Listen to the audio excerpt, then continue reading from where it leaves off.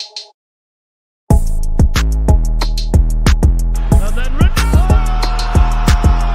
back to Iguodala to the rim. Oh, great block. James out of nowhere, skies to the rim. Boyd took the advantage and played off from inside the center square. Boyd kicked the goal.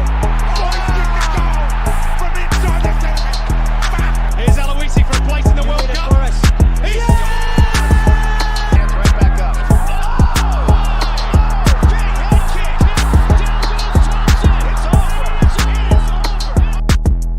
Live it, breathe it, love it. All sports, double coverage.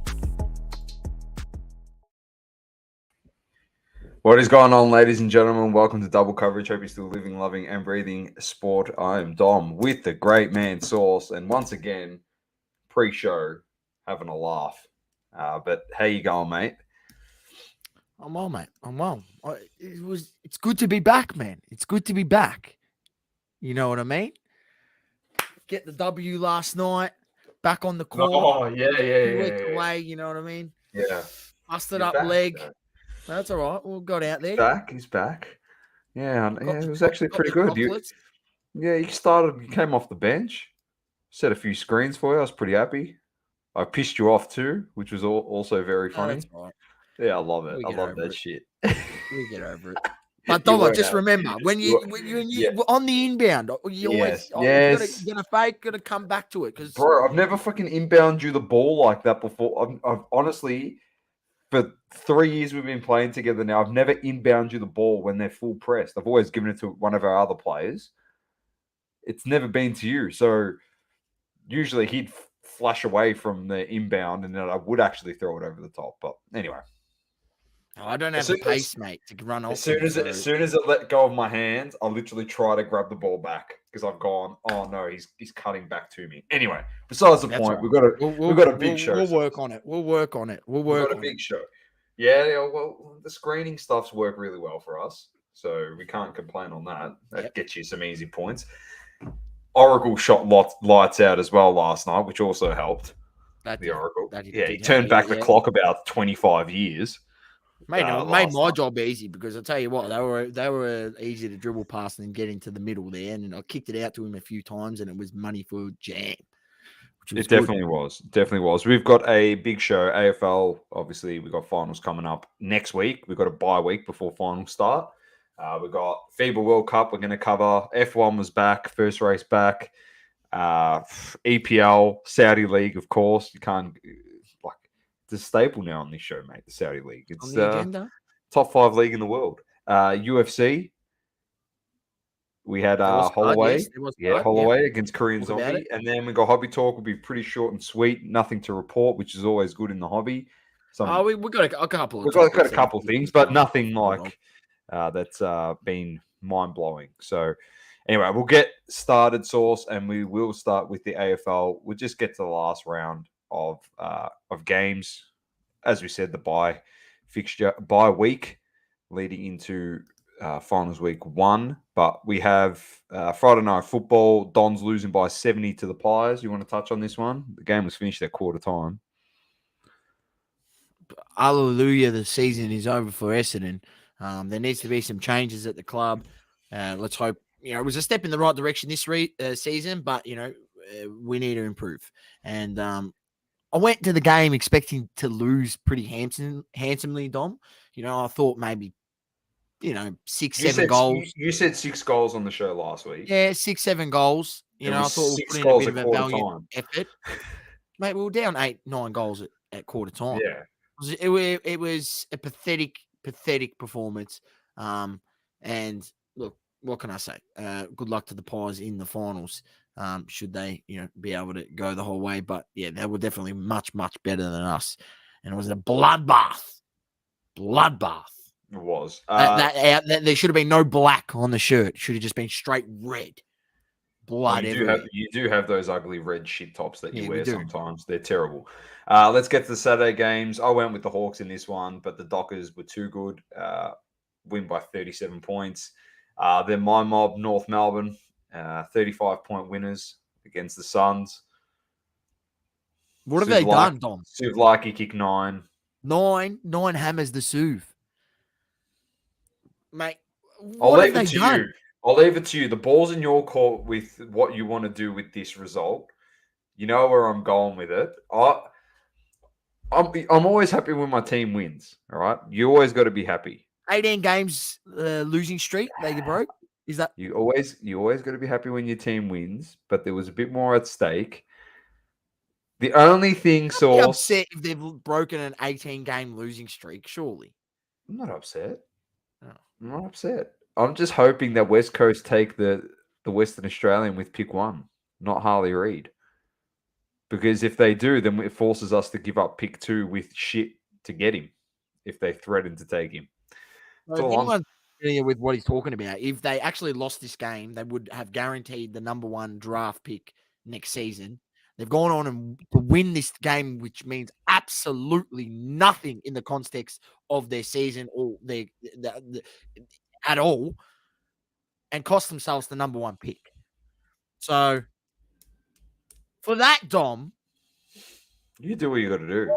I've got no qualms. Alistair Clarkson.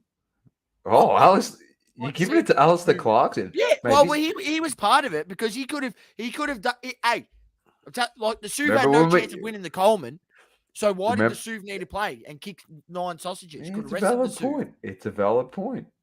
That would have guaranteed you how you're going to kick. He's kicked 55 goals for the season. How are you going to kick any score if you got your best goal kicker out of the game, mate? That guarantees them a loss. Maddie says, word is Harley Reid has openly said he isn't going west, but they can still take him. Doesn't matter what he wants. D4C music. What's happening, man? Yeah. Anyway, Doma, I just think you don't my favorite. with it. These are my 2 favorite moments for North Melbourne in the 2023 season. Source, when we beat Fremantle in Perth, and when West Coast beat the Bulldogs. Those are my 2 favorite North Melbourne moments this year, and one of them only has North Melbourne in them. And then you know what's funny? I was right there, watched that game, the end of that West Coast Bulldogs game with you, and you were celebrating like it was your own team, right? You're like, yeah, I got the number 1 pick. I came on this podcast and said that Jamie Croops was my favorite player in the AFL. And the lid was off, and it was just for the number 1 pick, and it wasn't even because your team won. People say that's bad and being a bad supporter, but you know what? When your season means jack shit, you don't need to win the last game. You don't need to win the last game. To prove, like, what are you meant to say? We salvaged the season. You salvaged jack shit. We did nothing. I'm giving it to to North Melbourne, and in particular Alistair Clarkson, for not pulling the strings and actually, saying, hey, look, let's just lock up Big Harley because he's an absolute ball of a talent and he's going to dominate this league. Just lock him up. He doesn't want to leave the state, but don't take any risks. Because you know what? Horny Francis, it was known also he didn't want to leave Adelaide as well. And you still picked him up. There was an inkling there. The word was out. It wasn't like it wasn't known. It's obviously not as known as well as Harley Reid, who's literally just said, I don't want to go outside Victoria. But you don't risk it. You should have just folded the game, lose valiantly. Maybe you lose by 5 or 6 goals, 4 or 5 goals. Doesn't matter, but you lose it. You lock up the number 1 pick. You pick up Big Harley. Now you've got this cloud over your head. You shouldn't have done that, Alistair. You shouldn't have done that, North Melbourne. And for that, you guys are lemons.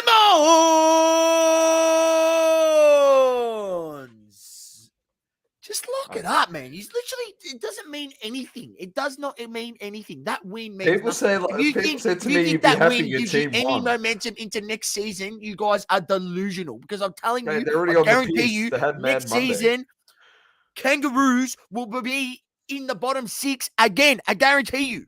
Can guarantee it. No, put my house on it, mate. They will be.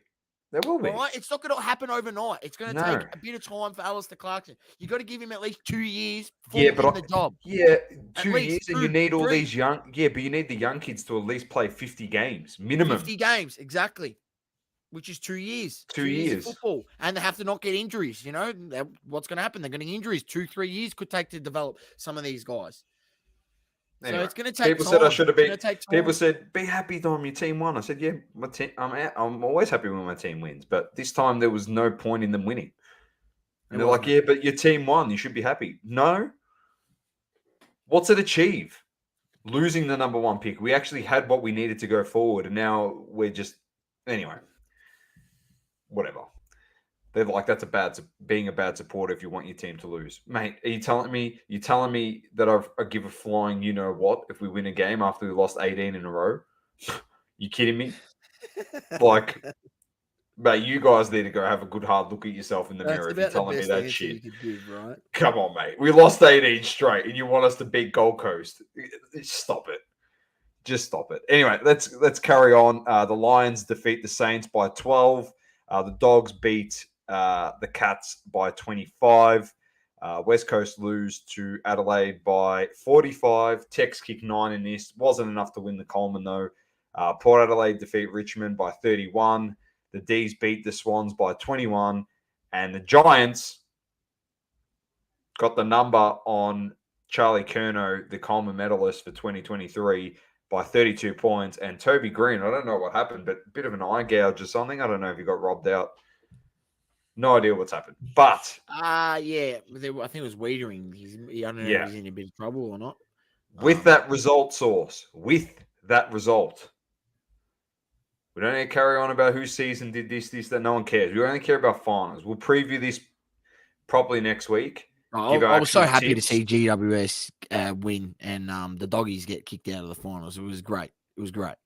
Collingwood. Because I'll tell you what, Domo, earlier in the season when I went to a Doggies Essendon game, I'll tell you what, the Doggies supporters after the game, they were smug. I was walking down the street and, you hear them speaking and I'm right. I'm like, mate, I was speaking loud, so they can hear me next to you. I was speaking to my cousin and I said, mate, why are they going to be happy with that, mate?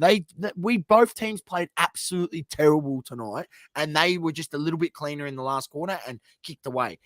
They are shit. We're just a bit shitter. But they are absolutely going nowhere this season. And that's what I ended the conversation. And I looked over at this Doggy supporter walking down the street, heard me say it, and he's, we beat them, but we beat you. Oh, yeah, you did beat us, mate, but you're going nowhere this season. And I was proved right. So you didn't finish in finals, so you are going nowhere. That's exactly right. It's a failed season. You don't make finals, you failed the season. And they reckon Bevo could be on the way out, mate. Yeah, not looking good. Matty Tabe, welcome. Who won the tips? Saucy won the tips.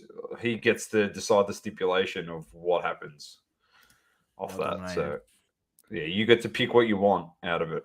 So, James, welcome. Jimmy, evening, mate. Did you enjoy your time at the Essendon game? Saucy's already spoken about that. We're not getting back into it. What Doggies lost? I was watching when FIBA Doggies lost the Eagles, it was over. Quarter. Yeah, rightly so. You should. Finals week, like we said, we'll give our tips for who we think is going to win. But it's Carlton Sydney next. Collingwood Melbourne on Thursday night, Carlton Sydney on Friday night, and then Saturday afternoon we have St Kilda GWS at the G. Giants, just putting it out there. Giants are favourites at $1.85. Gamble responsibly. Yes, Giants are favourites because we kept saying on this podcast, and we'll go a bit more in depth next week. We did say St Kilda can make finals and do whatever they want, but they don't win at the G and they don't play at the G. So it's going to become pretty difficult for them when it gets to the finals. Hopefully they surprise their fans, and good on them for making it there, but they've got a tough ask. And then the last game is in the Gabba. It's the Lions versus Port Adelaide to top off what is going to be a great first week of finals. So that is the footy. Done and dusted, Sauce. We're going to keep pushing through. I'm sure there's going to be a few more lemons to come because I can think of a person that plays in your football side, and then I can think of a F1 team that potentially could be getting one. Anyway, let's move on to the FIBA World Cup. We thought we'd have a look at it. We'll run through just the group have a look stages. At this. Is there an option to have a look at the standings and just see how teams are going at the moment? Yeah, that's what I'm going to do. Yeah, I've got it here. Australia plays tonight at 9:10, so we're going to try as hard as we can to. Yeah, that's our goal. To get this done by 9:10, so we can all get off and go watch the Aussies. Watch the Boomers. Go watch the Aussies play, and they need to win this game to qualify. They do. So here we go. Group A, Dominican Republic haven't lost a game. We've got Angola, Italy, and the Philippines. Group B, Serbia, no Jokic in this team, but they're on top at the moment with 2 wins. USA in the group with Greece and New Zealand. USA too good. Lithuania, Montenegro, Egypt, Mexico. Here we go. This is our group, Group E. Germany won through this afternoon, so we played Japan. This is a massive game, as Saucy mentioned. So we must win this. It is a must-win game for the Aussies. Group F, Luka the Don on top there. He's been Group dominating, G, by the way. I think he's had 30 plus points in one game, 37. I think in the other point game, 34 or something like that. He's just taking the piss. Canada on top in their group with Latvia. They look good, Canada. France. They look very good. SGA leading the way, my boy.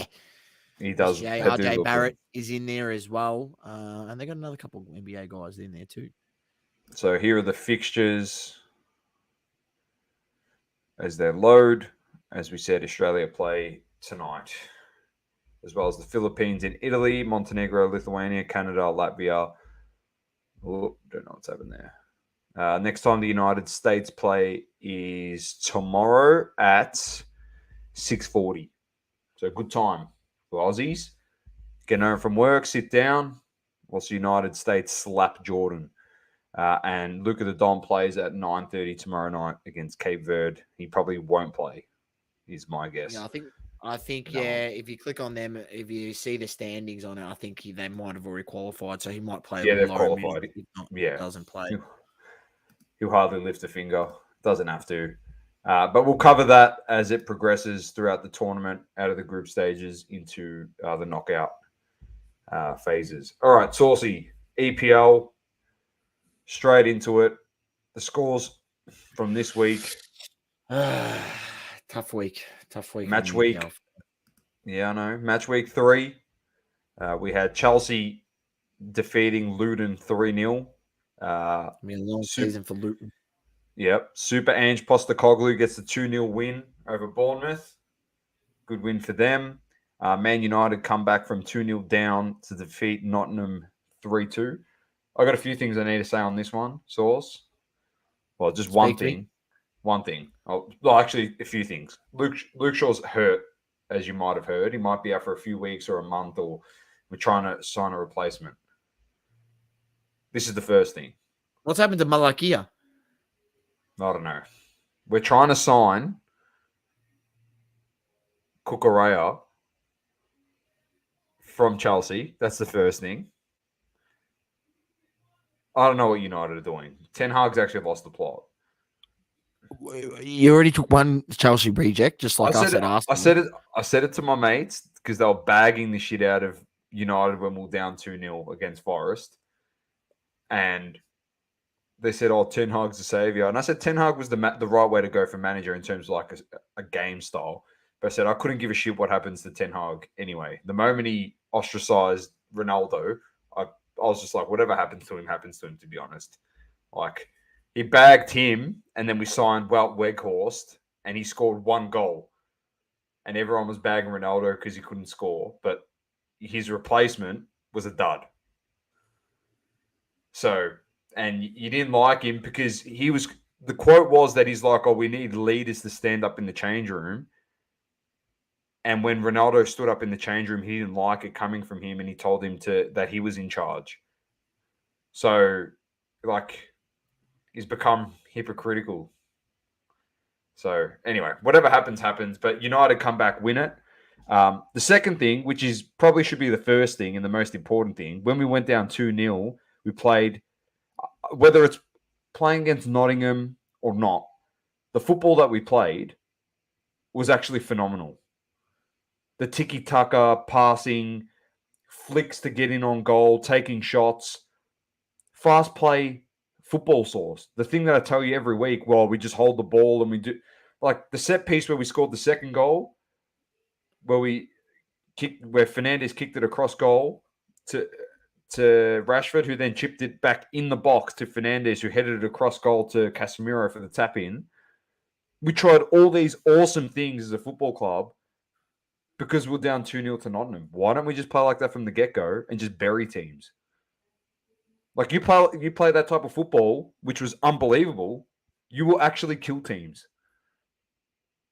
And lastly, Anthony Martial, I saw a report that he might be offered up to Real Madrid on loan with a potential permanent buy from Real Madrid, a replacement for Vinny. I don't think that's the replacement for Vinny because you're gone from one of the best young talents on the planet to one of the biggest spuds on the planet in Anthony Martial. What do you mean replacement? Vinny's not going anywhere. No, he's injured. Oh, he's injured. He got injured. He got injured.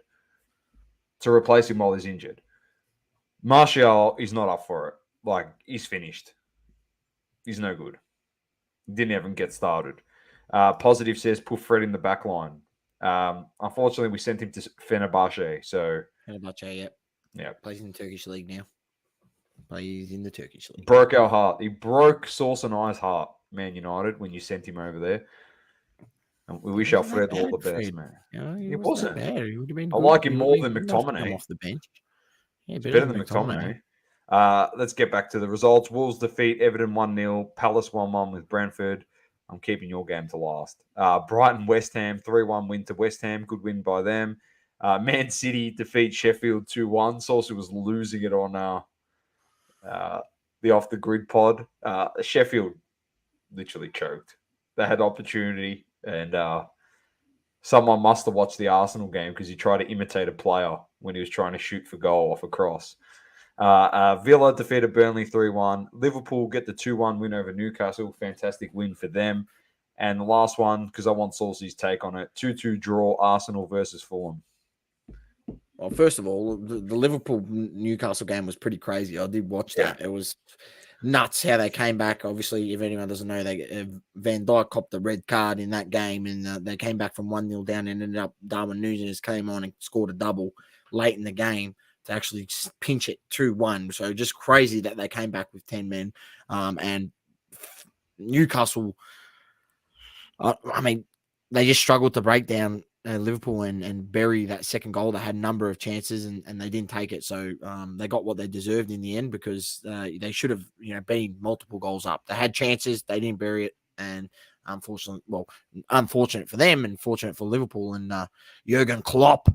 They got the job done. But Arsenal's game, Fulham, absolute disgrace by Arsenal. Obviously we gifted them the first goal. Saka, mistake, gifts them the goal. Then obviously puts you behind the 8 ball. We go in at, halftime, 1-0 down. We get a penalty in the 60th minute. In my opinion, obviously we deserved it. We were pushing on, and the pressure was on. They could barely get out of their half. The mentality was right. We then kept pushing on for the winner.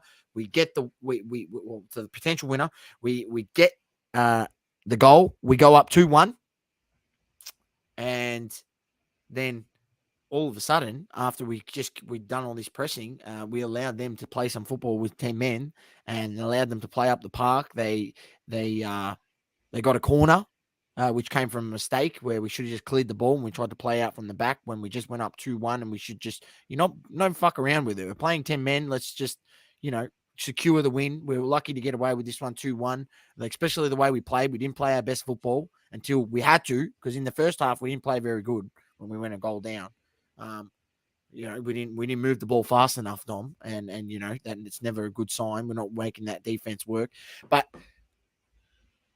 we gave up a corner and we conceded 2-2, and we drew to Fulham at home. These are the games that you cannot drop points. You can't drop points if you want to win the title to Fulham at home. You have to win that game. We are already now behind the 8 ball. This is already now saying that even though our record was really good against the best sides, mate, we want to win the title. First of all, you can't be dropping this, but now we're going to have to go out there and pinch points off the better sides, instead of beating the sides that are below you and you should beat. Because Fulham will be a bottom 6-7 side this year. And we've just allowed them to draw. And not only draw, equalise with 10 men. Yeah, it's true. They're the games that you need to win. You don't want to have to come back down to a situation like last year where you have to beat City. You got no choice but to beat them. And you know that you can't just think that, oh, we're going to go in and get a result against them. It doesn't work that way. It's very hard to get the result against them. So let's get to the games this week. Is there a lemon you want to give to anyone in your team, or are you happy? You content? No. Certain German in your team, you happy with his performance? Recently signed German. Oh, plays up front. He's a dud. Havertz. He's a dud. I can't wait till Jesus gets a bit more match fit and they can just put Havertz on the bench. Come off the bench, son. $60 million to come off the bench. He's an absolute dud. Well, it's not as bad as $70 million for Mason Mount, and he doesn't even get a start. Sorry, Dom, but absolute dud. I'll just give you an example. You are like, you're in the box, right? You're in the box. You're the striker. You're playing. You're playing as a striker alongside. We're down or whatever. Why aren't you gambling when the guy? Why are you not on the move? Why aren't you expecting the ball to come?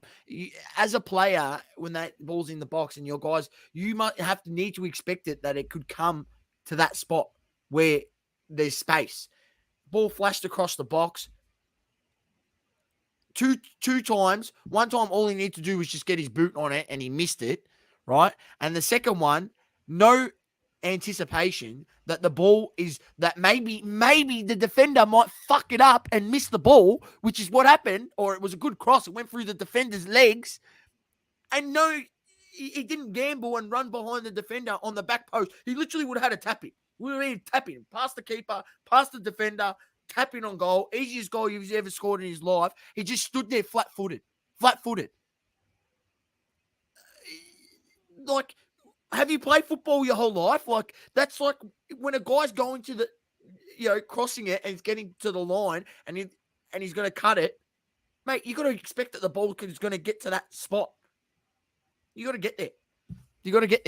There's no anticipation. And when I went back and watched it, like, it was so lazy. He didn't even like sprint. It was just like a slow jog, or there was no, the way he moved just into the box effort on that occasion. There was no effort into it. It was like, and he was calling for like a cutback or a little chip over the top of the defender, but he fizzed it across with pace, went past the defender, beat the keeper, and he would have had a tap in on the back post. It was a perfect cross. No, Kai Havertz for you, mate. All I'm saying is congratulations to Chelsea, because you're shipping off all these duds to our clubs and fleecing us for money.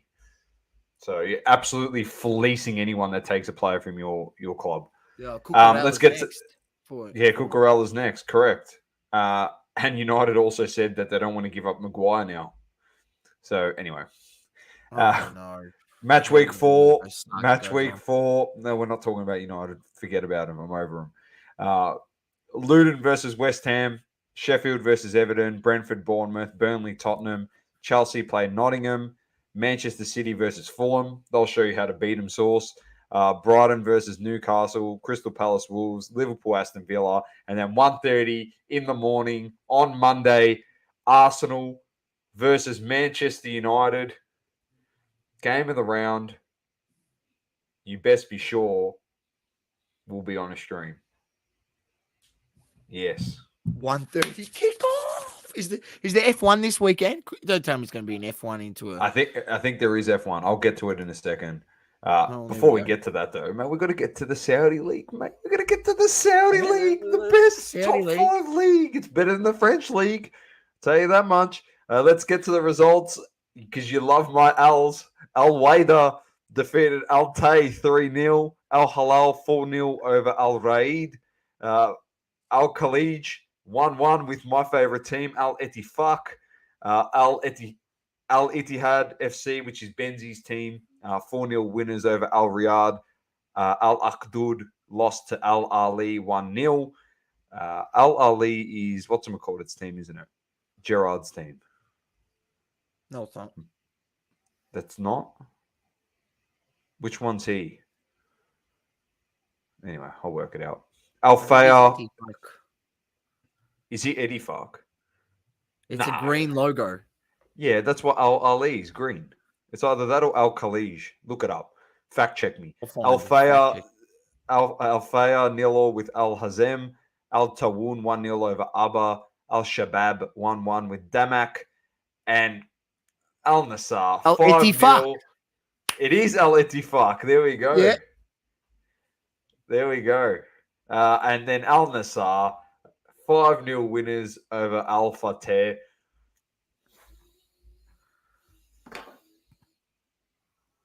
Yeah, Ronaldo kicked a hat trick. Assisted Sadio Mane. No comment. What can I say?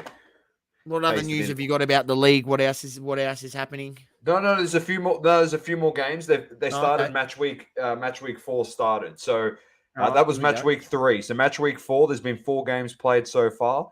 Abba defeated Al Faya 2-1. Al Raid defeated Al Riyadh 3-0. Al Halal with the 2-0 win against Al Ettifaq. And I'll tell you who's absolutely dominating, Source. All right. I want you to look at this. When you start gambling, gamble responsibly, ladies and gentlemen, on the Saudi League, because I know you've been watching this and you know that there's some big opportunity to make money because there's some teams that are stacked compared to other teams. Some teams that are stacked. There is one guy I want you to have a look at, all right? Al Dosari, who plays for Al Halal. I'm pretty sure he's already scored 4 goals this season. Al Dosari, age 32. Salim Al Dosari. Yeah, he scored 4 goals. He scored 3 goals this season. He scored in the cup. He's been playing really well, and they got another guy. Is it this guy? Al Halal's a good team. Al Halal has won the Champions League. Yeah, but Malcolm, for that region before. Malcolm, who we know, he's a world-renowned player. Malcolm is absolutely putting on a clinic. He's only 26, Malcolm. He's in his prime too, there, ladies and gentlemen. Malcolm has kicked so far this year, starting with the cup games and all that stuff. He scored 1, 2, 5. He's kicked 6 goals. Malcolm. He's playing really, really good football. All right. Benzi, let's get to the next game. Benzi got injured in their 3-0 win over Al Wada. I'm not sure if he scored in this one before he got injured. Romarinho scored, Jota scored, and Coronado scored in this one. Al Wada's got the sick, it's got like the chest piece, the knight. You know, the knight, the horse with the flaming hair. It actually looks pretty good. Let's get to the fixtures before I've got some Saudi League news. Source. The remaining games for this week are Al Akdud versus Al Tawun, Darmak versus Al Fateh, Al Ali versus Al Tay, Al Khalij versus Al Hazem, and Al Nassar versus Al Shabab. That's on the 30th. And then there's actually a few games before our pod next week. What time's our pod? Our pod's on a Tuesday. I just need to check this because I'm probably going to have to cover them, yeah. Saturday, Sunday. No. All right. So these games will all finish on Sunday morning. So we've got Al Faya, Al Raid, Al Tay, Abba, Al Riyadh, Al Akdud, Al Ittihad versus Al Halal Source. So Benzi's got the injury at the wrong time. So I think Neymar debuts in this game. They kept the debut for him because obviously Benzema in the game, Neymar, and Benzi's got injured.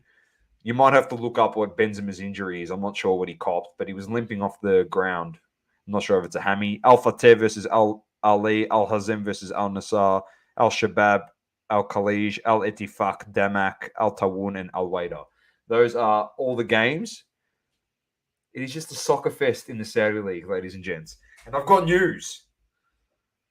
Hot off the press source.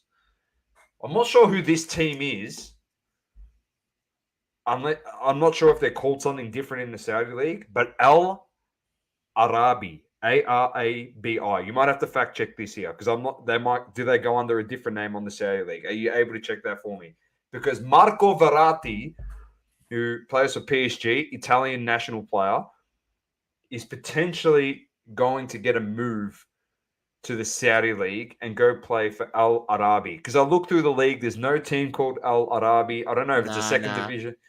Well, there's a team, Al Arabi, in the Qatar Star Leagues, which we know the Qatar League, there's quite a bit of money there too. So I don't know, is he going to Qatar or is he going to the Saudi? This was a Fabrizio. It was reported by Fabrizio. That's why I was a bit confused when he reported it, because it's got the Saudi flag. Where is he? Verratti. Oh, no, it is the Qatar flag. So, Qatari side, Al Arabi. Well, the Qatari League's taken over too now, are they? There you go. Jeez. So, PSG rejected 2 bids from Al Hilal and Al Arabi. So, he could have gone and played with his good mate Neymar, as we know. They played together at PSG. But the other news source, your team is Al Ittihad, as we know, because of Benzi, and you like Kante too, N'Golo Kante. Your team has made a bid on a player. And you said you hadn't heard about it. It's a Premier League player. You've got no idea who it is. Who it is? You've got no. Who is it? So they've made a $160 million bid for Mohamed Salah to go across to the Saudi League. Now, ladies and gentlemen, I had someone argue with me that next year the MLS is going to sign players. I laughed in their face. I actually laughed in their face. I said, you're talking about a league where all the talent plays on one side in Inter Miami, and they all play with Messi, and they all played with Messi prior to Inter Miami at Barcelona, and you're telling me that he's dominating in the league where he should be dominating anyway, because he's arguably the second best player of this generation and top 7 of all time.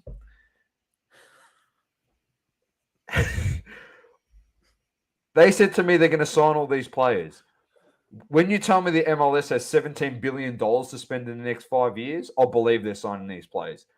If they sign Mohamed Salah, it's not guaranteed, but if they sign Mohamed Salah, I don't want to hear anything about MLS. That's literally like the retirement home for Lionel Messi. Like I said, he retired when he went there, but he's in Miami, which is in Florida. He's literally gone like what the Americans do. They work to 60, they retire into the Florida Keys, mate. You know, they got their retirement homes over in Florida, enjoy the sun. That's what he's done. He's finished. But I'm telling you, when this league becomes top 5, and the greatest player of all time is 40 by that stage, and he's still kicking goals in it, I don't care, you can win World Cups. There's been players that won World Cups before, Source, and we said that Ronaldo was the best player ever before. Well, we said Messi was the best player ever, according to everyone, before he even won a World Cup. So you put him above anyone that ever had won one. Correct? A lot of people, yes. Yes. World Cups mean shit. It actually means nothing.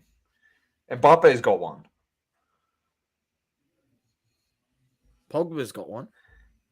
Yeah, because Mbappe won him one. Seriously, Mbappe's another discussion for another day, but he could single-handedly... Messi has one and Ronaldo doesn't, bro. So that's the end of the debate. Yeah, so FIFA also won one this year too. Did you know that? That World Cup was fucking rigged, Dom, all right? I don't want him to hear any more about it. There we go. Finally. I got him to say it. I've been waiting for you to fucking do this. It was a joke.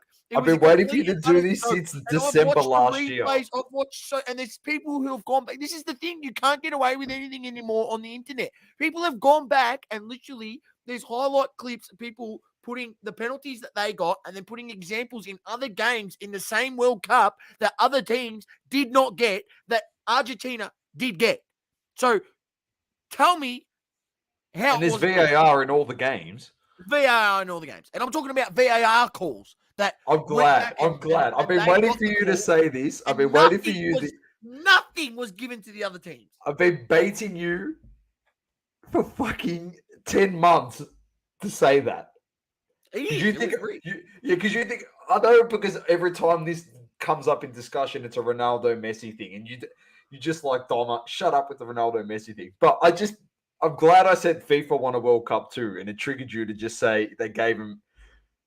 I'm glad, because we watched every game, and everyone said you're ridiculous, and we said we watched every game, and they said you didn't watch every game, and I said, okay, you believe whatever you want that we didn't watch every game. Mate, That's I watched fine. 90% of the games live, We or watched 85%, and the rest of them I watched, we watched the them replay all. because you had SBS on demand, and I was just Positive. I had to be on my Do you want me to tell one you? screen with the game on, and Positive. the other screen doing stuff. Positive. I'll tell you who should have won. France, because Messi wouldn't have played the game where he handballed the ball, mate, deliberately. You should have got sent off. I don't care what it, because he got a yellow in that game, and that was the second yellow, and they gave him nothing. And he got nothing. He handballed the ball deliberately. Deliberately put his hand back. Messi actually played good. Bro, I'm not saying Messi attack with his hand. Messi actually played well in the World Cup, and we said that him and Mbappe were the two guys that should have got player of the tournament, and Messi got player 100%. Of the tournament because he played really well. He played really well, but that team without Messi was rubbish. He was the link play. He was the guy. Everything focused around him, and when he was able to link things up, that's when they looked threatening. But when they had to do it themselves, man, they had the Sauce's guy there, the fullback. I forget his name. Bro, he doesn't even look like he can play bloody football. Yeah, it was terrible. But you got Emi Martinez in goals. Fucking hell. The guy can't save a freaking goal in the Premier League, and he's saving goals in a World Cup. Anyway. Saudi League, top 5 league. Bring it back to Emi Martinez. Bring it back to the fact that it was rigged from the start, from the refs, from the moment that they said, the best ending could be that Messi would win a World Cup. Yeah. Came from Yeah. It's true. It's true. From the bosses, anyway, mate. Came from the bosses. Al Hilal Al Ittihad is the big game this week. That is viewer's choice if you had to pick one. And, of course, keep your eyes on Fabrizio for the Mo Salah information. Because if he does go there, that is huge. That is huge. If he signs for Al Ittihad. So, anyway, let's move on because we're getting too caught up with the freaking Saudi League and Messi and rigged World Cups and all that type of shit. Even that it was rigged. Let's get to the Dutch Grand Prix. Max Verstappen wins it 3 times in a row. He only won this one by 3.7 seconds, Sauce. 3.7 seconds, you ask. How the hell did that happen? Because it was a red flag, because Zhou Guanyu went into the barrier, because, mate, it started raining, there was cars staying out, it became a slip and slide. Sauce was losing the plot. I was losing the plot on there. It was just ridiculous. Mate, but we had sorry, but it just baffles me the fact that these guys, they're supposed to be professionals. They're supposed to understand this. And we are sitting there going, wait, mate, what are you doing? What are you doing? It's starting to piss down rain. They've told you the rain is coming, and you can see on the television, like on the stream, how much rain was coming down, and they showed it. I'm like, mate, why? If you should be going in straight away and putting, the wet tires or the intermediate tires on at least. And guys, they said it was going to be heavy. They said it was going to be everywhere. Well, they said it was going to be heavy rain in this. And we said they should have gone full wets because when there's heavy rain, the intermediates don't have the same effect. So the car started aquaplaning off the freaking track. And even with the intermediates. It was just pure. It was dangerous, but it was pure comedy at the same time. James said F1 is dead until there's actual competition against Red Bull. You got to wait to 2026. And you know what's going to happen then when the regulations change again? There'll be one team that dominates. Tell me, how was it any different from 2020 to 2022 or 2020, 2019 to 2022? I can give you the answer. I'll give you the answer. Do you want the answer, Source? It wasn't. Do you want the answer? Why it wasn't any different? Because no one watched the sport back then. Everyone started watching it during COVID because of Drive to Survive. I've spoken to people and they said we got hooked on it and it was the best season because it came down to the last race with Max and Hamilton, yeah? So everyone thought, oh, this is what F1 is all the time. They didn't watch the 7 years prior when Mercedes won 7 years straight or whatever, 6 years straight. And we were doing the first ever and we're off the sitting grids. there, yeah, and we're Off the watching grids, Hamilton and win by Hamilton a minute. win by 25 seconds a minute, 30 seconds, just dominating. Like it was just ridiculous. So yeah, same concept really does apply. It's just Red Bull's been the dominant side. When's the next GP? The standings for this race were Verstappen, Alonso, Gasly top 3, Perez in 4th, Sainz in 5th, Hamilton 6th, Norris in 7th, Albon 8th, Oscar Piastri in 9th, which was fantastic, Ocon in 10th. That's all we care about, as we always say. Well, we did have Charles Leclerc, DNF.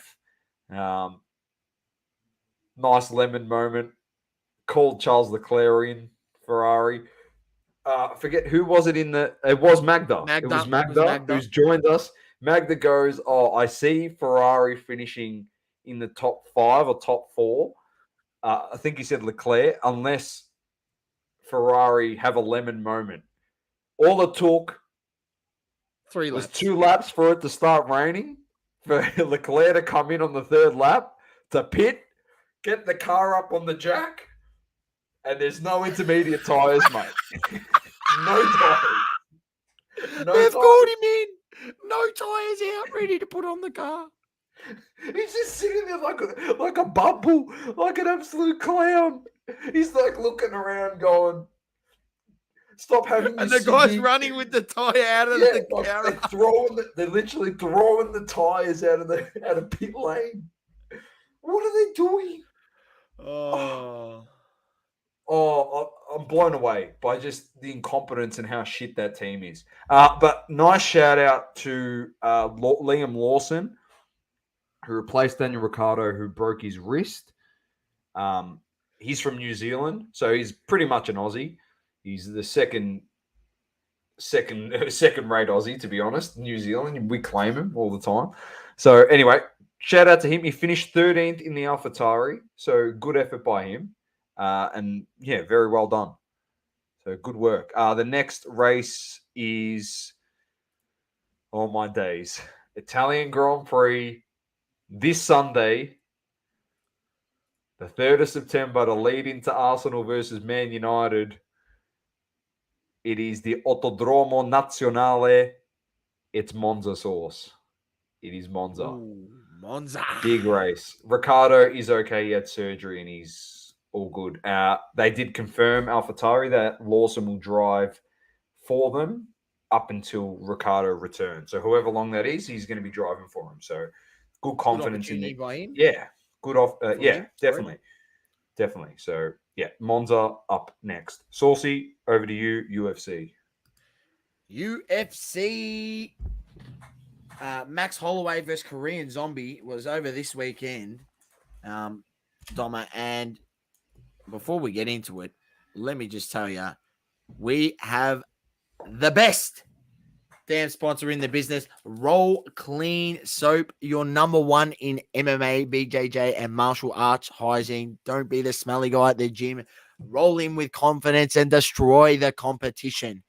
They've got the boost balms, the magnesium bath salts. They got the beard oils. They got the lot.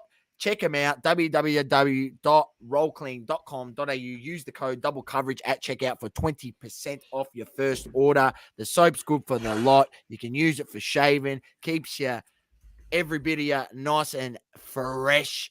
Check them out, rollclean.com.au, or check them out on socials at rollclean soap. UFC Fight Night Holloway versus Korean Zombie. I'll run through the main card. We'll give you the results, and then we'll lead into, I believe there is another card this weekend, but we're getting pumped for the card in 2 weeks, which I'll just give you a quick rundown in that, and we'll obviously preview that, but just a quick look ahead. Heavyweight division, Junior Tafa, the Aussie, got the KO in the first round over Parker Porker in the so a good win by him. Make sure you check it out. It was a nice KO. Women flyweight, Erin Blanchfield defeated Talia Santos, 3rd round decision. The bantamweight, Rinya Nakamura defeated Fernie Garcia, 3rd round decision. Nakamura is 8-0. Gigi Gigatse defeated Alex Caceres, third round decision in the featherweight division. In the lower heavyweight division, you had Anthony Smith defeating Ryan Spahn, third round decision. And in the featherweight main event, Max the Blessed Holloway defeating the Korean Zombie, and we all knew that was going to happen. KO in the third round. Zombie just, it was a farewell fight. I'm not sure if you've seen the finish, but it was just a flurry of punches. It's what you expect from Max Holloway.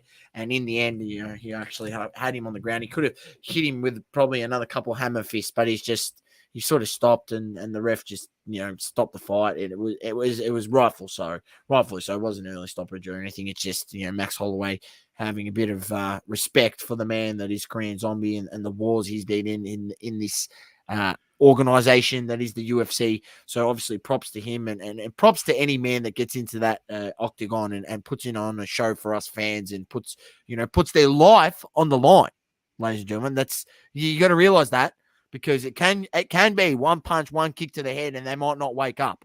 It happens to people. Yeah. So they are putting their life on the line every time they walk into that octagon. So obviously, thank you, Mr. Korean Zombie. And he's got one of the craziest fucking knockouts I've ever seen in my life. So if you haven't seen it, make sure you just YouTube Korean Zombie knockouts, and you'll know it's the spinning elbow. And that happened right at the end of the fight. It's one of the most craziest things I've ever seen in the whole history of the UFC. Literally, he was losing the fight, and I'm not even joking you, Dom. In the last 5 seconds of the fight, he's pulled out a back spinning elbow to knock out a guy and win the fight. You couldn't even fucking make this shit up, mate. The most craziest highlight I've ever seen. So, props to Korean Zombie. Obviously, this weekend there is another UFC card, and that is headlined by Cyril Gane and Sergey Spivak. This will be a great fight. Sergey Spivak is 16-3. Cyril Gane's 11-2. This is a great fight in the heavyweight. This weekend, all right, it's a fight night, not a main event card, but it's a fucking great card, and it's all free to air. Tune in. Kicks off from 5 a.m. Sunday. The main card, the prelim card, kicks on from 2 a.m. So, probably not that. If you have an early night, Saturday night, get up 5 a.m. Chuck on, if you've obviously got KO or Foxtel, ESPN, or find it on the World Wide Web or the UFC app. Check it out this weekend, 5 a.m. UFC is on. Oh, also, Doma, I don't want to F this up, but I believe, I'm not sure if it's, and I did give it an honorable mention, but I want to get the date right, mate. I want to get the date right on this, because I don't want to stuff it up. I'm just loading up something. Hang on.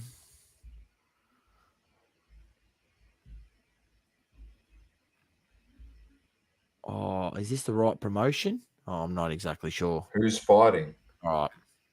Our boy. I gave him a shout out, but I couldn't find the date. I was supposed to get it ready anyway. I'll get it ready next week, because I think it's next month, and I'll let people know. Just a quick update on boxing. A few interesting things I've been looking into and stuff on that front. So obviously we know Tyson Fury is fighting in Ghana in November in Saudi Arabia, I'm pretty sure, in Dubai somewhere. Apparently a lot of money on the line. Tennis, soccer, F1, boxing. Saudi Arabia, Arab countries, they're taking over. The rumor is that we could get a main event, a card where there is a main event heavyweight championship bout for the title, and the co-main event is a number one contenders bout to fight for the world heavyweight championship. The rumor on the street is the co-main event will be Anthony Joshua versus Deontay Wilder, followed by Tyson Fury versus Alexander Usyk. In Saudi Arabia, that is the rumor source that is being talked about in the boxing circles, bro. I'm telling you, those four guys are going to be walking away with upwards of $100 million each, bro. More. The heavyweight bout could be $1 billion put up just for that. The Usyk versus Fury fight alone. They've got the purse. They've got the purse. I'm just saying. Unbelievable. I can't believe it. Adam says, this is just the lead into hobby talk. See, Ricardo has a book out now that he didn't even know about. Have you heard about this source? I love bringing you this stuff because I brought you the Spanish football president who kissed the captain of the Women's World Cup team. Mate, the fallout from that has been mayhem, might I just say. Spanish women's football's just unraveled and everyone's walked. They've won the World Cup and it's all in the shambles after one hit. Have you heard what his mum's done? His mum's locked herself in a church and gone on a hunger strike until her son's name is clear. Bro, it's got out of control. And just when you thought the world couldn't get any more crazy, Daniel Ricciardo didn't even know this existed, source. All right? Until it got brought to his attention that a book has been written where he is the main character in this film, in this book, in a romance series. It's one of those porn books. I've got it, don't you worry. I've got it up. Here it is. It's called Danny Rick, I tell you. It's called Overtake My Heart. It is book 1 of 69 in the Daniel Ricciardo erotic adventure series. Thick Rick. It's called Thick Rick. Racing for Love. And it's spelled thick as in too thick pod thick. Shout out Too Thick. Shout out Too Thick Manny and Jeremy. Thick Rick. And I'm going to read you the blurb. I'm reading the blurb. Rev up your engines for a sizzling high-octane romance. Overtake My Heart will take you on a heart-stopping ride filled with passion, speed, and heartbreak. Follow Emily, a smart and independent woman, as she navigates the thrilling and glamorous world of Formula One racing and tangles with the irresistible, charming playboy Daniel Ricciardo. Will Emily's love be enough to tame the notorious heartbreaker? Will Daniel risk his career and reputation for the woman who's captured his heart? Buckle up for a love story that's as unpredictable and exhilarating as the race itself. It's not that unpredictable. Super Max is going to win it anyway. You'll be on the edge of your seat until the very last page. I tell you what. This is a work of fan fiction with no involvement from Daniel Ricciardo. You got to state that in there. Anyway, Danny Rick, all the best. What was his response? Did he have a response? Matty Taves said he's in pole position. There you go. Oh, jeez. Author is Anita Driver. Manny, he's here. There you go. Here you go, Manny. Right here. You got to bring this up on your next show. You need to buy this book. Manny, you need to buy it. Right here, look at this. Thick Rick. It's spelled thick, T-H-I-C-C. Exactly like your pod. Manny, you need to buy this. This is the closest you're going to probably get to us two Aussies. You can have Thick Rick, Danny Ricciardo, sitting on your bookshelf. You can read an excerpt every night. Rick is going to rev up your engine with sizzling high-octane romance. Danny Rick said he was loving it because in the photos he looks jacked. No, he looks thick. He looks thick. What is going on? After she writes the 69 books of Daniel Ricciardo, she better write one on Nikita Mazepin as well, because he was the playboy, wasn't he? Unbelievable. Mazepin. All right, Sauce, what do we got? We've got 7 minutes before the game, but we'll probably be going a little bit longer anyway, ladies and gents, so don't stress. Let's get straight into hobby talk. You got a few things that you wanted to bring up. Yep. So a couple of things. I will just. I'm just getting the video up now, just so I can bring it up. I'm not going to play the video. I'm just going to show you guys. I'm going to get that. But yeah, if you haven't seen this, check it out, ladies and gentlemen. Obviously, from our friend Dan the Card Man. Go check it out on his channel. Talks about 28 fake PSA Stephen Curry rookies and counting. And essentially the topic is just around what this person has done, which is they've had sticker autos of Curry, and they've taken them and actually got a reprint of his Topps card and put it on, and then sent them to PSA. And PSA has asked PSA to only authenticate the auto, and they've authenticated the auto that it is Stephen Curry's auto, and they've slabbed them.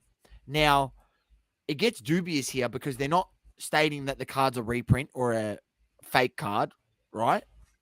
Or a counterfeit card. Essentially, it's counterfeit because it's not an authentic card. Mm-hmm. And then they're not grading the card or doing anything with the card. They're just authenticating the order and they're slabbing it up. This is so wrong on so many levels.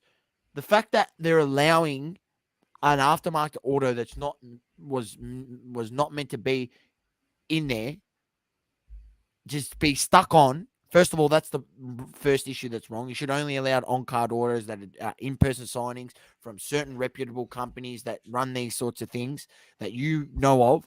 I said you should only allow those type of things because Curry and his team and people would only go to these reputable companies and do those signings with those people. So they shouldn't be authenticating this sort of stuff. Like unwilling buyers or unknowing buyers, probably bidding on this thinking they're getting a real card that's got a sticker auto stuck on. They're happy to pay for it. It's authenticated by PSA. They look it up. It's all good. But the card's actually fake. So all you're buying is literally a sticker with Stephen Curry's auto on it. Like, that's correct. I just think it's so crazy. Correct, James. The auto is real. The card is fake. Yes. Correct. I just think it's so crazy that PSA is slabbing these up, even though they're technically doing nothing wrong based on what they actually do, which is they're just authenticating the auto. But the fact that they're slabbing up the card as well, like it just, mate, they should not authenticate the auto if the card is fake. Like,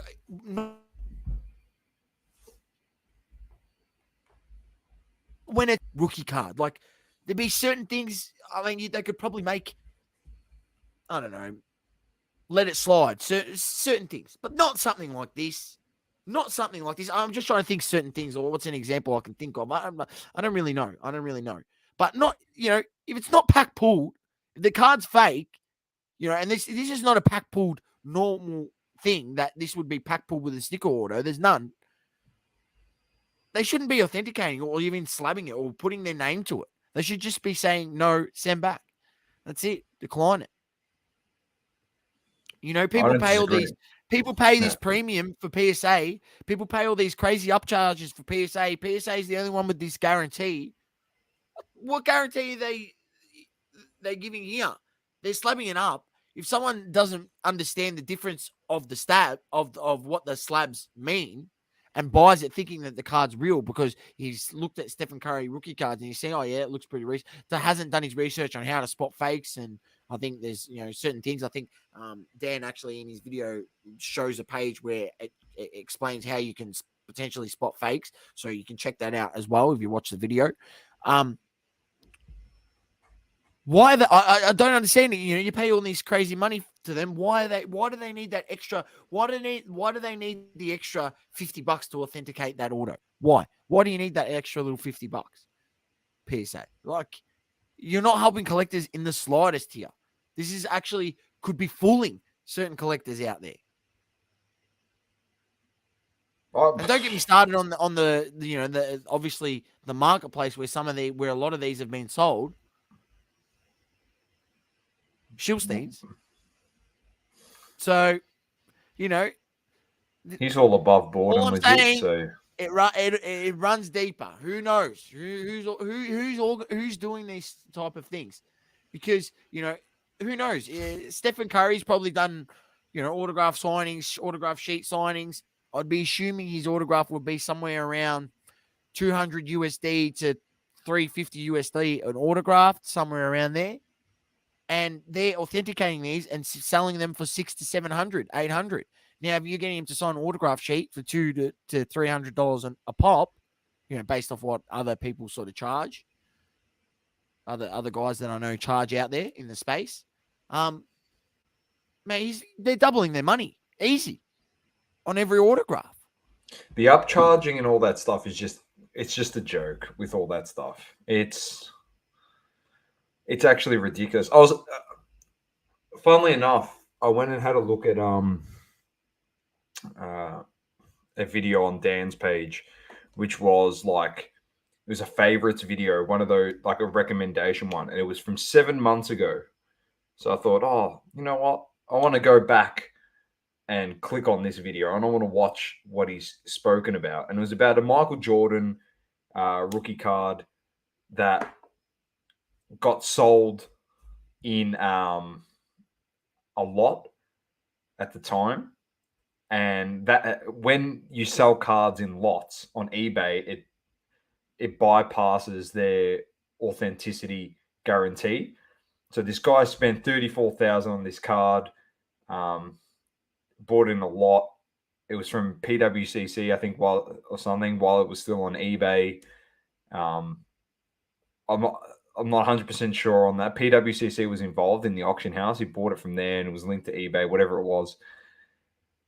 And then he sent it to PSA, and PSA authenticated it and said that, like, it's not a real card. And then he went back to PWCC and they gave the money back.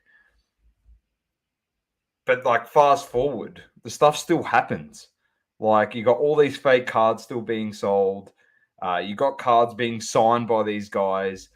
Sometimes, like, there's inconsistency, like, because then that story, PSA looked at it and goes, that's not, it was signed by Michael Jordan, the card. And PSA said, no, that's actually not, we can't approve that card as being PSA DNA authentic. The card's fake, all this stuff. So in instances, they do stuff. In other instances, they won't authenticate a card because they said that's not part of what we do. And you bought this card from our, like it was graded and authenticated by PSA and sold on an auction house. And then it's been found to be fake. And then we've had stories in the past that it comes back to PSA and PSA goes, oh, but you got to do your due diligence when you buy things from the auction house. But it's like, yeah, but you authenticated the card. You're muted. You're muted. You know what I mean? Like, all this stuff is done just to consume the consumer so much that they don't even know what the actual practice is anymore. It's a handball game in all this situation, mate. They just handball it onto the next person. It's a freaking dogs. It's the dogs in 2016, mate. The slick handballs. It looks like they're throwing the ball, mate. That's how quick they're handballing it off. From PWCC to Schilstein to eBay, back to PSA. Then it falls into Grifter Golden's hands. And then it goes around to freaking Shoeshine Bob. And he's ripping stuff on a live. And then it comes back around to PWCC. And it's like, did he buy that card? And it's just ridiculous.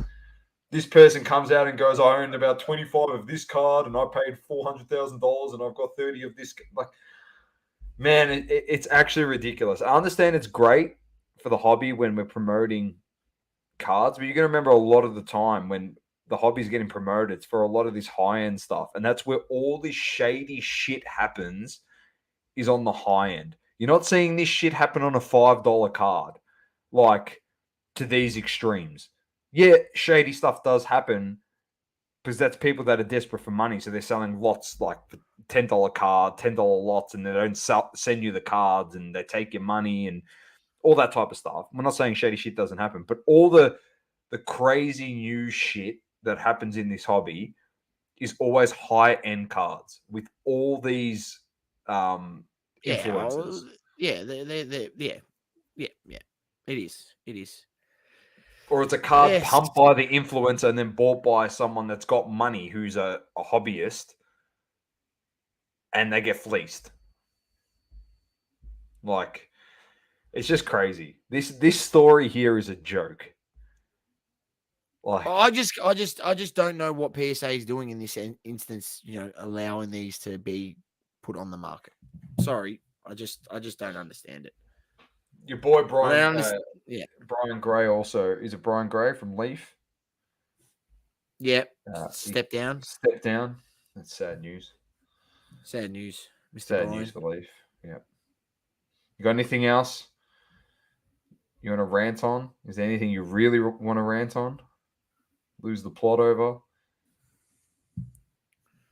Nothing? No, not really. I mean, my hobby experience at the moment, has been good. I'm just looking forward to the show that's coming on the 10th of September. There's another show, the Melbourne Card Fair. So make sure you check it out. So far, man. Loving it. Good people. Yeah, so we're trying to do something a bit different next week on Tuesday. If we can pull this off live, if we can pull it off live and make it one of, the first of many to come, I think you're going to be enjoying it. You'll be looking forward to it every month if we can get it happening and up and running. We just need to confirm if some people want to be involved in it. So, Roaming Source was good. I hope you've all gone and watched that. If you haven't, head on over to YouTube and check it out. Roaming Source from Tricon. Global said, "Did you get the package yet?" Source. I don't know what he's talking about. No, I keep forgetting to go in my PO box. It's probably just sitting in there. Matty Tape said, "I'll be over for Melbourne lads. I'll be over for Melbourne lads." Writing a sticky note now, dude. 19th of November is Hobby Hangout. Isn't it? I'll be over for Melbourne lads with my son, staying Saturday night show, then fly home Sunday night. So dinner catch-ups. Sounds good. Sounds really good. Awesome. Saucy checks his PO box once a month, says Matty. Pretty much. When I remember. We've got a good delivery, mate. Every day. Ladies and gents, we have got a delivery coming for this podcast. Saucy and I have ordered some stuff. We've got a delivery coming. It's going to change the way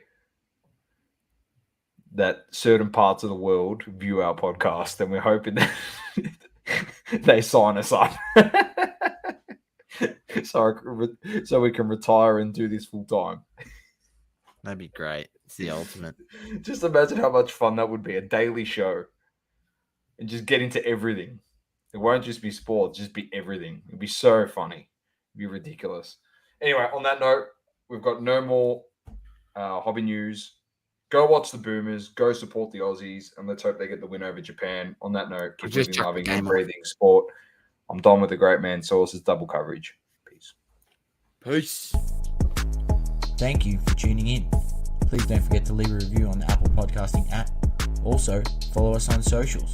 Instagram, Facebook, Twitter, and TikTok. Talking all sports. Double coverage.